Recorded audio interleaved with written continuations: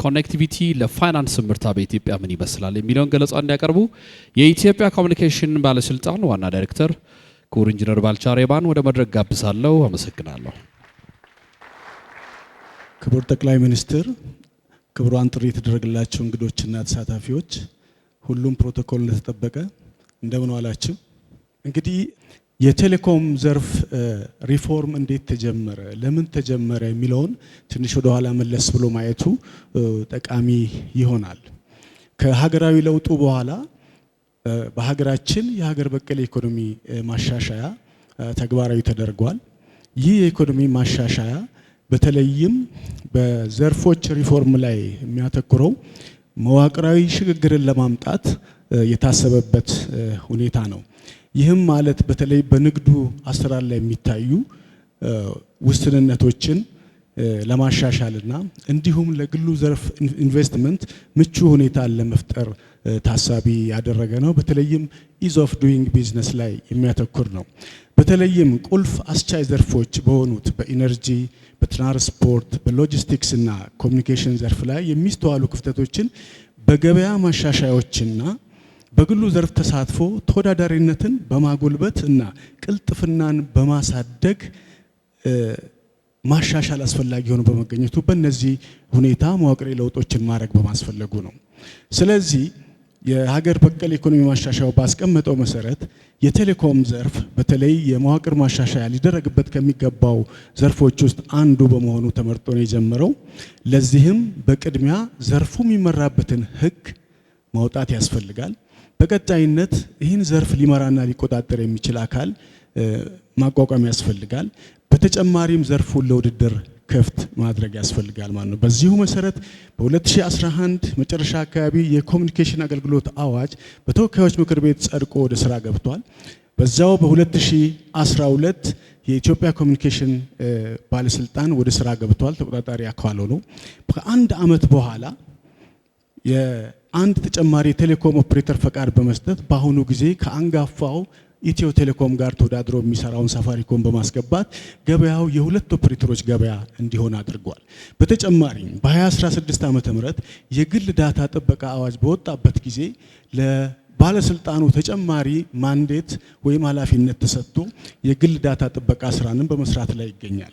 በዚሁ መሰረት በአሁኑ ጊዜ የብዝሃ ዘርፍ ተቆጣጣሪ አካል ነው። የቴሌኮም የፖስታና የግል ዳታ ጥበቃን የሚቆጣጠር ተቋም ሆኖ በመስራት ላይ ይገኛል።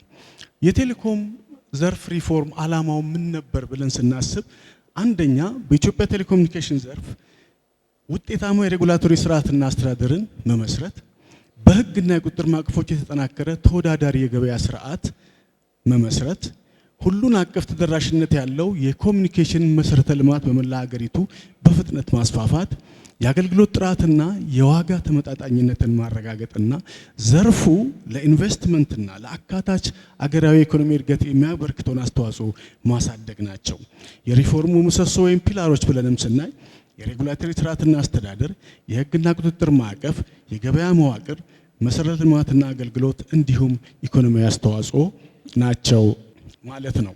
እስካሁን ምን አመጣ ይሄ ዘርፍ ሪፎርም ብለን ካየን በአጭሩ የሬጉላቶሪ አስተዳደር ስርዓቱ ዘርግቶ ወደ ስራ ገብቷል። ሙሉ ለሙሉ የህግና ቁጥጥር ማዕቀፎችን በተመለከተ ዘርፉን ለመቆጣጠር የሚያስችሉ 2 አዋጆች፣ 14 መመሪያዎችና 3 የፖሊሲና የቁጥጥር የቴክኒክ ደንቦች ወጥተው ስራ ላይ ውለዋል። በርካታ የአገልግሎት ፈቃዶች ተሰጥተዋል። ከኢትዮ ቴሌኮም በተጨማሪ ከተሰጠው የኦፕሬተር ላይሰንስ በተጨማሪ ሌሎች በመደብ ፈቃድነት የሚሰጡ ከ2000 በላይ ፈቃዶች ተሰጥተዋል። የመሳሪያ ብቃትና የመጠቀሚያ ፈቃዶችን በመስጠት ረገድም በዚሁ ረገድ ከፍተኛ ስራዎች ተሰርተዋል። ኢኮኖሚ አስተዋጽኦንም ስንመለከት ላይሰንስ ከመስጠት ብቻ ወደ 850 ሚሊዮን ዶላር ማመንጨት ተችሏል። በተጨማሪም በሞባይል ፋይናንስ ሰርቪስ ወደ 150 ሚሊዮን ዶላር ማመንጨት ተችሏል። በአጠቃላይ በሁለቱ ፈቃዶች ወደ 1 ቢሊዮን ዶላር ማመንጨት ተችሏል። ሬጉላቶሪ አገልግሎት በመስጠት ደግሞ ተቋሙ ከመንግስት ቋት የሚጠቀም ብቻ ሳይሆን በመስራት ለመንግስት ሀብት ማመንጨት የሚችል ደረጃ ላይ ደርሷል። በአሁኑ ጊዜ በሬጉላቶሪ አገልግሎቶች በእነዚህ 6 ዓመታት ውስጥ ወደ 1.4 ቢሊዮን ብር ማስገኘት ተችሏል። በስራ እድል ፈጠራ በሁለቱ ኦፕሬተሮችና በተለያዩ ባለፈቃዶች በቀጥታ ወደ 54000 በላይ የስራ እድሎችን በተጨማሪም ደግሞ የነዚህን ባለፈቃዶች ምርትና አገልግሎት በሚያከፋፍሉ አካላት ደረጃ ከ330,000 በላይ የስራ እድሎች ተከፍተዋል። የሞባይል ኔትወርክ እድገትንም ስናይ በለውጡ መባቻ ከነበረበት 37.5 ሚሊዮን ዛሬ 96 ሚሊዮን ላይ ደርሷል። የኢንተርኔት ተጠቃሚ ቁጥርም ከ17 ሚሊዮን ወደ 58 ሚሊዮን አድጓል። የቴሌኮም መሰረተ ልማት እድገትንም ስናይ በ2011 ወደ 7100 ታወርስ ነበሩ በመላ ሀገሪቱ፣ ዛሬ ወደ 13500 ከፍ ብሏል። የዓለም አቀፍ በር ወይም ኢንተርናሽናል ጌትዌይ ካፓሲቲ የምንለውን ብናይ በ2011 ከ1 ቴራባይት ፐር ሰከንድ በታች ነበር። ዛሬ በሁለቱም ኦፐሬተሮች አንድ ላይ ተደምሮ 3.84 ቴራባይት ፐር ሰከንድ ባንድዊድዝ ወይም ካፓሲቲ መሸከም የሚችል ኔትወርክ አቅም ገንብተናል። ከሞባይል ኔትወርክ የህዝብና መልክዓ ምድር ሽፋን አንጻርም ስናይ በ2011 አካባቢ በሁለተኛው ትውልድ ወይም 2G ኔትወርክ ላይ የተመሰረቱ ብቻ ነበሩ። ዛሬ በእነዚህ 7 ዓመታት በተደረገው የማስፋፊያ ስራ የህዝብ ሽፋን በተለይ በ3G ከ85% በ2017 መጨረሻ ወደ 98.8 አድጓል። የ4Gን የህዝብ ብዛት ሽፋን ስናይ በ2011 7% ብቻ ነበር። ዛሬ 71% ላይ ደርሰናል። በየ3G የመልክዓ ምድር ወይም ጂኦግራፊክ ከቨሬጅም ስናይ ዛሬ ወደ ከ66% ተነስተን 86.5 ላይ ደርሰናል። የ4G መልክዓ ምድር ሽፋንም ከ4% ተነስቶ ዛሬ 27% ላይ ደርሷል ማለት ነው። እንግዲህ የቴሌኮም ኔትወርክ ወይም ኮኔክቲቪቲ ለሌሎች ዘርፎች አስቻይ ነው ብለናል። ከዚህ አንጻር በተለይ ለፋይናንስ ዘርፍ ምን አበርክቶ አለው ብለን ስናይ አንደኛ የሞባይል ገንዘብ ፊንቴክ እና ዲጂታል ፋይናንስ በቴሌኮም እና የኢንተርኔት ኔትወርክ ላይ የተመሰረቱ ናቸው። ብሔራዊ ክፍያ ስዊች በባንኮችና በሞባይል ገንዘብ ልውጦች መካከል ኢንተሮፐራቢሊቲ እንዲኖር በማድረግ ረገድ ኮኔክቲቪቲ ከፍተኛውን ድርሻ ይወስዳል። የአገልግሎት አስተማማኝነትና የህዝብ አመኔታ ከኔትወርክ አስተማማኝነት ጋር በእጅጉ የተቆራኘ ነው። የቴሌኮም ኔትወርክ በራሱ መገልገያ ብቻ ሳይሆን የፋይናንስ መሰረተ ልማትና የፋይናንስ ስርዓቱ አካል ነው ብለን መውሰድ እንችላለን። የቴሌኮም ኔትወርክ ምርታ የዲጂታል ፋይናንስ ምርታን ያመጣል። የዲጂታል ፋይናንስ ምርታ የዲጂታል ኢኮኖሚ ምርታን ያመጣል ማለት ነው። በሞባይል ገንዘብ ዝውውርን በምናይበት ጊዜ ቀደም ብሎ ዶክተር ኢዮብ በአጠቃላይ በባንኪንግ ኢኮሲስተሙ ላይ ያለውን መረጃ ሰጥቷል። ከቴሌኮም ኦፐሬተሮቹ ደረጃ ብቻ ስናይ በ2013 ቴሌብር የጀመረው ዛሬ በሁለቱም ኦፐሬተሮች ከ60 ሚሊዮን በላይ የሞባይል ገንዘብ ተጠቃሚዎች አሉ። በተለይ በጣም የሞባይል ፋይናንሻል ሰርቪስ አፕቴኩ ወይም ተጠቃሚነት ቁጥሩ እንዴት እያደገ እንደሚሄድ ለማየት ኢትዮ ቴሌኮም በ2013 ቴሌብርን ሲጀምር 6.58 ሚሊዮን ደንበኞችን ያገኘው በሁለት ወር ብቻ ነው። በሁለት ወር ብቻ ኢማጂን፣ ማንኛውም ባንክ በሁለት ወር ወይም በርካታ ባንኮች በአንድ ላይ 6 ሚሊዮን አካውንት ይከፍታሉ ማለት አይቻልም። እውነት ይሄ ትልቅ ምርታ ነው ማለት ነው። በአጠቃላይ ይህ ዘርፍ ለፋይናንስ ያበረክታቸውን አዳዲስ ቴክኖሎጂዎችን ስናይ የኮር ባንኪንግ ስርዓት ወደዚህ ደረጃ የደረሰው በኮኔክቲቪቲ ነው። የኢንተርኔት እና የሞባይል ባንኪንግ እንደገና ደግሞ በኦፕሬተሮቹ የሚሰጠው የሞባይል ገንዘብ አገልግሎትም ሌላኛው አስቻይ ሁኔታ ነው። የኤቲኤም አገልግሎት ዛሬ የሁሉም ባንክ ኤቲኤሞች ተገናኝተው አንድ ካርድ ለበርካታ ኤቲኤሞች ተብሎ የሚሰራበት ደረጃ የተደረሰው በኮኔክቲቪቲ ነው።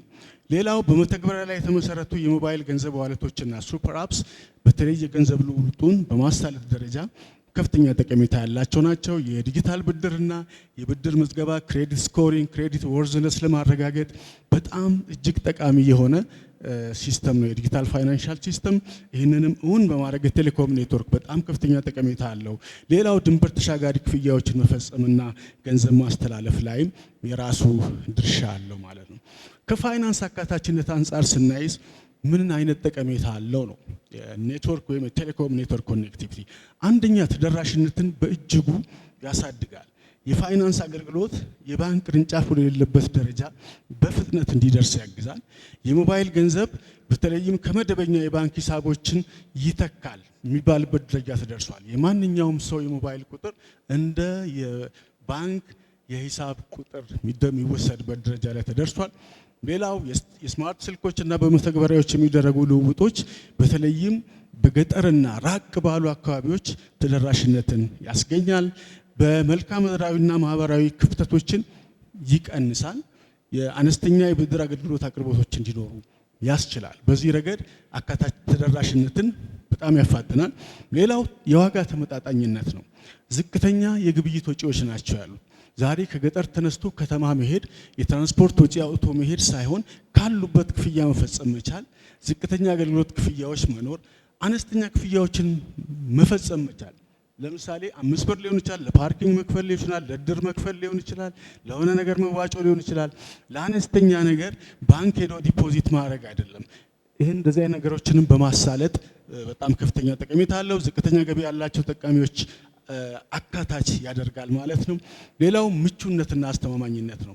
ከመንግስት ለግለሰቦች፣ ከግለሰብ ለመንግስት ወይም ከግለሰብ ወደ ግለሰብ የሚደረጉ ማንኛውንም ክፍያዎችን በማሳለጥ ረገድ ከፍተኛ ጠቀሜታ አለው። ግልጽነትና ቅልጥፍናንም እውን ያደርጋል። በተለይ ትሬሰቢሊቲ ላይ በጣም ይጠቅማል። በአሁኑ ጊዜ በተለይ የህገወጥ የገንዘብ ዝውውርን በመቆጣጠር ወይንም ካውንተሪንግ ፋይናንሲንግ ኦፍ ቴሮሪዝምን በመቆጣጠር ደረጃ የፋይናንስን ዝውውር ደህንነት ከማረጋገጥ አኳያ ዲጂታል ፋይናንስ አገልግሎት እጅግ ጠቃሚ ነው ማለት ነው።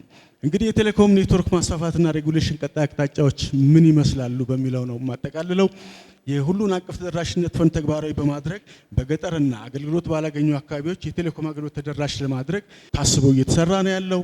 ተጨማሪ ድንበር ተሻጋሪ የፋይበር መስመሮች መዘርጋትና የሀገር ውስጥ የፋይበር መስመሮችን ማሻሻል፣ በተጨማሪም በ78 አካባቢዎች የሁሉን አቀፍ ተደራሽነት ፕሮጀክቶችን መገንባት ታስቧል።